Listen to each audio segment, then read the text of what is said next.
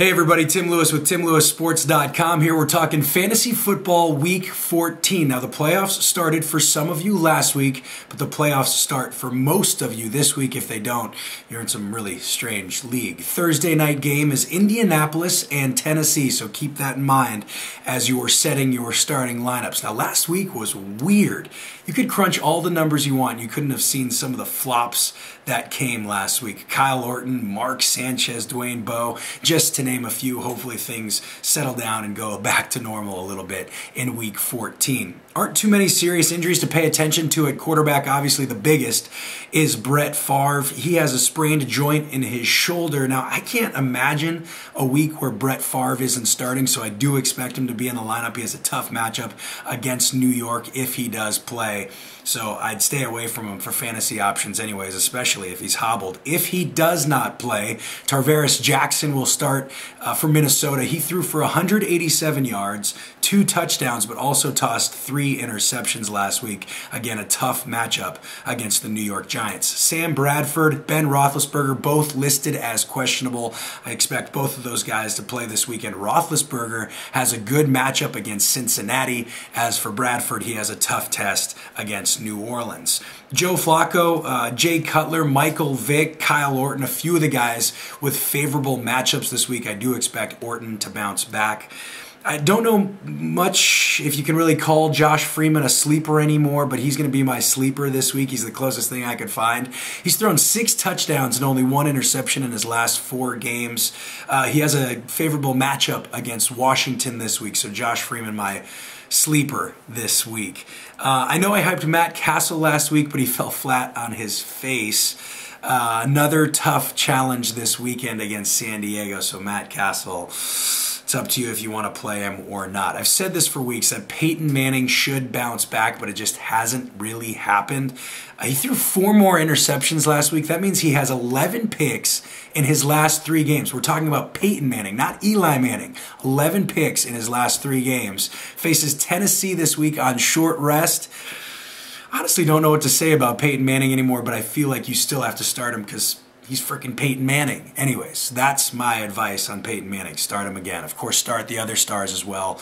Aaron Rodgers, Drew Brees, and Tom Brady. Nothing really big to report injury-wise at running back this week. Biggest question mark surrounds Pierre Thomas still. Really, who cares? The Saints expect to have him back this week. Don't know what his role will be. That's why I say who cares, because Chris Ivory has dominated that running back role for the Saints over the last few weeks, and I say keep rolling with him as well because he's a beast. Chris Johnson sucked lately, but should bounce back in a big way against Indianapolis on Thursday.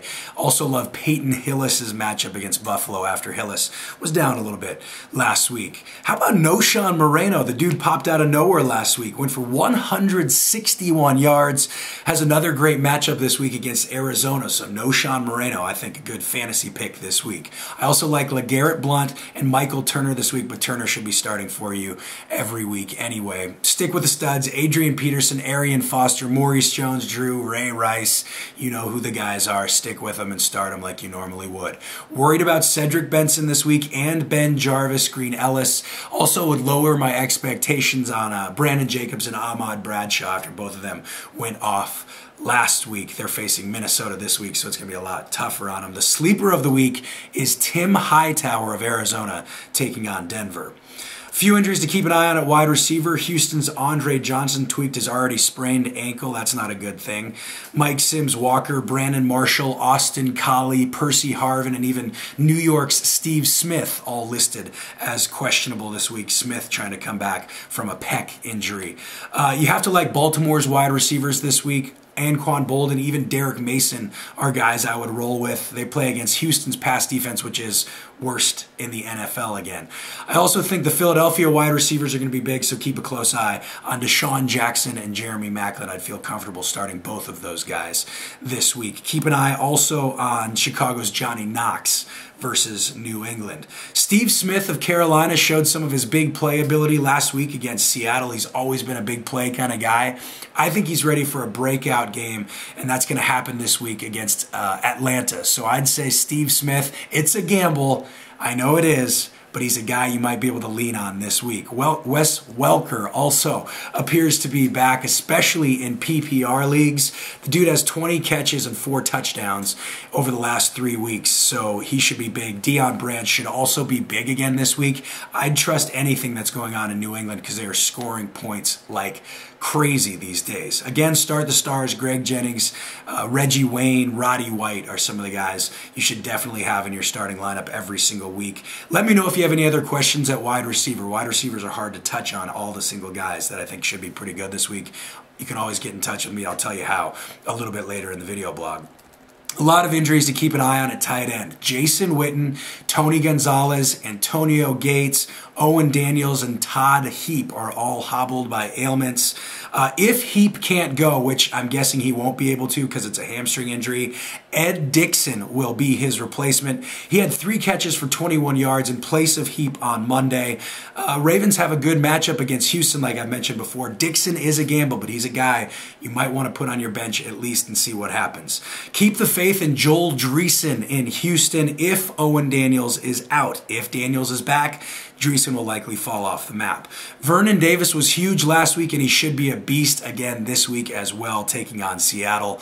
Kellen Winslow also has a favorable matchup against Washington this week. On the flip side of that matchup, I expect Chris Cooley to do well against Tampa Bay as well. Ben Watson bounced back in a very big way last week. Keep an eye on him as the Browns face Buffalo. He should be decent again this week, and Kevin Boss in New York should also continue to see passes come his way as long as the wide receivers aren't healthy for the Giants.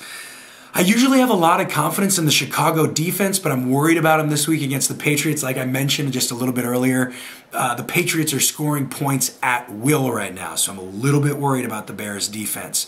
Pittsburgh should be solid against Cincinnati. Also, like the Giants, they'll either face a hobbled Brett Favre or a turnover-prone Tarvaris Jackson, so the New York Giants, a team that I like their defense this week. Usually wouldn't suggest Atlanta's defense, but they get Carolina, and just like every week, I suggest anybody who faces Carolina.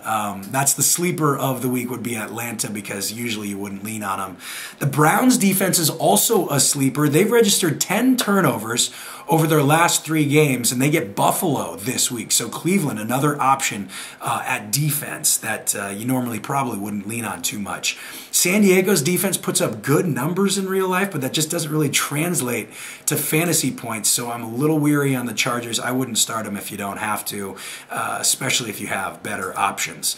That's it for this week. I know there were going to be a lot of questions, especially with the playoffs. There are a million ways you can get in touch with me. If you're watching this on YouTube, you can leave a comment on YouTube. I'll get back to you as soon as I can. You can go to my website, timlewissports.com. Leave a comment there. I'll get back to you as well there. Get in touch with me on Twitter at Lewis Sports, L-E-W-I-S for Lewis, not L-O-U-I-S, so it's Lewis Sports. On Twitter, you can also connect with me on my Facebook page. That's facebook.com/Tim Lewis Sports. And you can also email me as well, tim@timlewissports.com. I promise I'll get back to you with all the questions that you have. If you want to talk to me about something other than fantasy football, I can get back to you on all that stuff as well. I'm open to all of your questions. I want to help you out, get some victories as the playoffs are here for fantasy football. I want to mention this as well for Twitter. I'm usually up about an hour and a half, depending on how much I want to sleep in, before the games on Sunday. So if you have last-minute questions for fantasy football, at Lewis Sports is where you want to hit me up on Sundays. I'm usually up, I'm West Coast time, so it's 8:30 in the morning typically, answering questions up until game time at 10 o'clock. If you're in the Central Mountain or East Coast time, I'm going to let you do the math to figure out when that's going to be when I'm awake, but because I'm not going to do it for you. I'm terrible at math. Anyways, I'm rambling as always at the end of these video blogs. Good luck. If you don't have any questions, if I don't hear from you, good luck. I hope you advance in the playoffs. And if you have any questions, get in touch with me. Take it easy.